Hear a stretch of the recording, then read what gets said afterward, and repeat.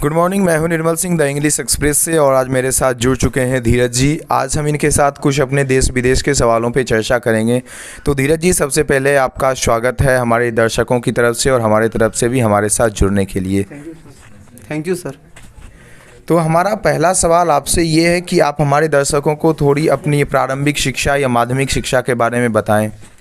पहले तो मेरा 1 से 5 तक नॉर्मल स्कूल में चला। उसके बाद मध्य जो स्कूल होता है, उसके बाद high school APS high school Nagothi में। उसके बाद 11 से 12 जो हुआ था इंटर जिसे कहते हैं, वो मेरा धुना सिंह पहसरा में हुआ था।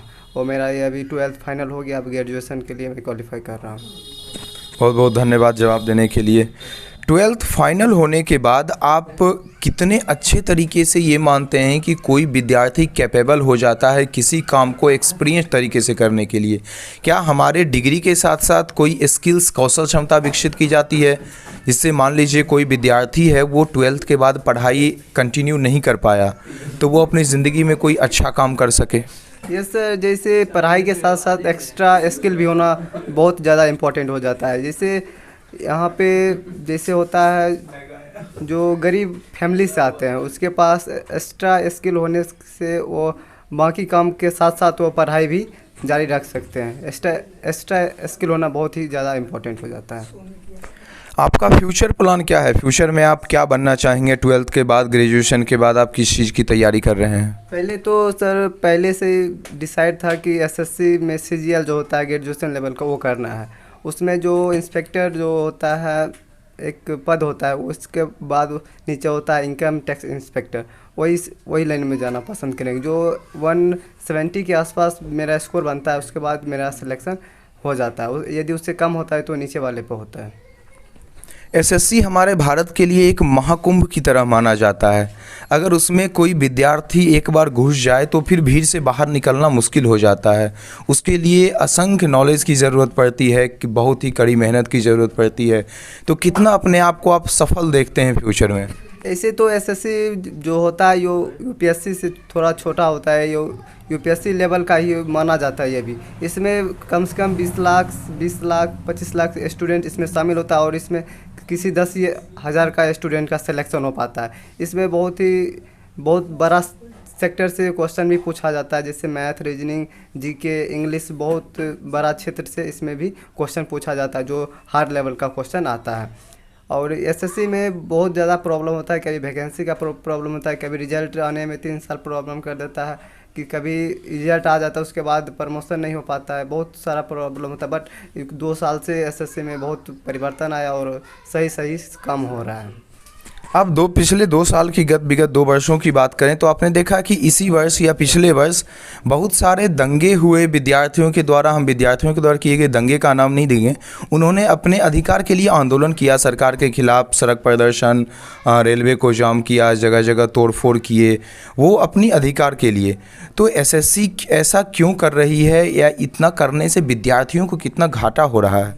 ये जो होता है, किसी भी जो स्टूडेंट होता है वो अपने अधिकार के लिए करता है। जैसे एयरफोर्स में अभी 2 साल से एग्ज़ाम हो गया और अभी तक ना वैकेंसी आया ना रिजल्ट आया, जिससे स्टूडेंट काफ़ी पीछे जा रहा है।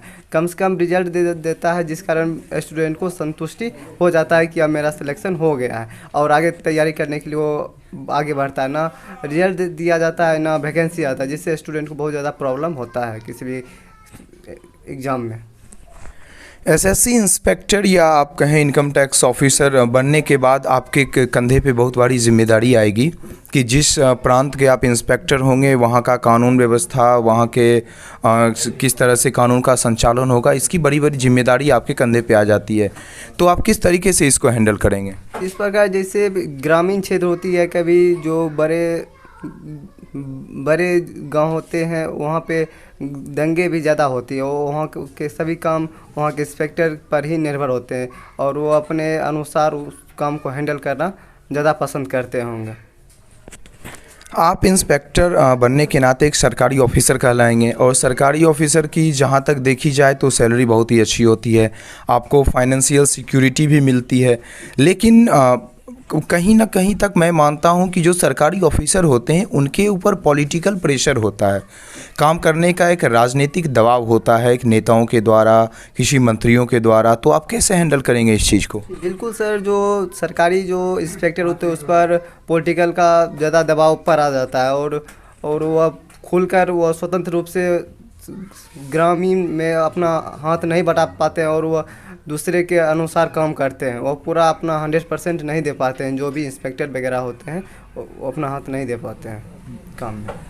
कभी कभी ऐसा देखा गया है कि अगर आप अपने किसी सीनियर ऑफिसर की शिकायत करते हैं मंत्रालय में किसी सरकार से, मंत्री से, तो उल्टा आपको ही किसी काम में फंसा के या किसी चीज़ का आरोप लगा के हटा दिया जाता है। तो ये व्यवस्था कैसे सुधर सकती है? ये व्यवस्था, जैसे हमारे जो बड़े अधिकारी हैं उनको ऐसा पहले तो नहीं करना चाहिए। जो नीचे मेरे अधिकारी होते हैं वो बहुत उनको प्रॉब्लम होता है। जो वो बड़े अधिकारी से ऊपर जो होते हैं उनको बोला जाता है तो वो उनको रिटायर कर देते हैं। ये प्रॉब्लम बहुत ही गलत माना जाता है। इसे हटाने के लिए पहले तो वहाँ के लोगों को एकजुट होकर, जागरूक होकर आवाज़ उठाना चाहिए, जिससे बड़े अधिकारी पर ज़्यादा प्रेशर पड़े और ऊपर वाले पर उन पर दबाव बनाकर उन पर कार्रवाई करा जाए। बहुत बहुत धन्यवाद।